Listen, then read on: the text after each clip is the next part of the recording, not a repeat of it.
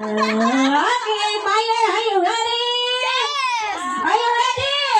Yes! Parang hindi pa ready. Ready na ba?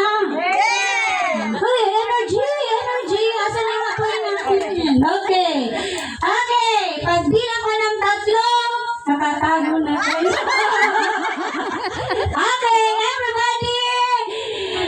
Apoy! Apoy, apoy, apoy! Apoy, apoy, apoy! Ayan o. Okay, nabila ko yan, ma'am. At malikhaing isip. At po, unahin ko muna po yung from Google para meron tayong mas determined na answer. Okay? Ang fire, ito daw po ay nagmumula sa isang prosesong chemical na tinatawag na combustion, kung saan nagtatagpo ang init, gatong, fuel, or oksiheno, or oxygen po. Okay, ito po yung practical namin na kahulugan or pinagmulan. Ang sobrang init ay pwedeng magkaroon ng apoy, galing ito sa natutuyong mga pananim dahil sa sobrang init. So, pwedeng mag-apoy. At isa pa sa pinagmumula ng apoy, syempre po, posporo at lighter. Okay? So, ano po yung katangian ng apoy at kahulugan nito?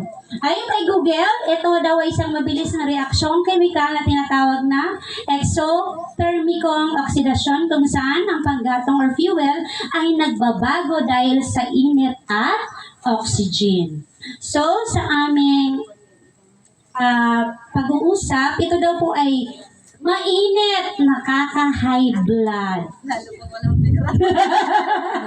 Okay po, ang apoy ay nagpapainit ng relasyon. Okay. So ano po ba yung mga kulay ng apoy? Marami pong kulay ang apoy, di ba po? Siyempre, pag pula, ibig sabihin ito yung nangangalit na apoy. Handa itong magsunog ng mga bahay. Pero wag naman po. Okay? May puti. Di pa ko nakahiling ang kulay puti na apoy. Oso. Okay po. Yellow. Yellow. Tulungan ko na kaya po pag nagluluto tayo, meron baga po yan na iba-ibang kulay. Okay Yung po. usok is the smoke but not the fire. Yes.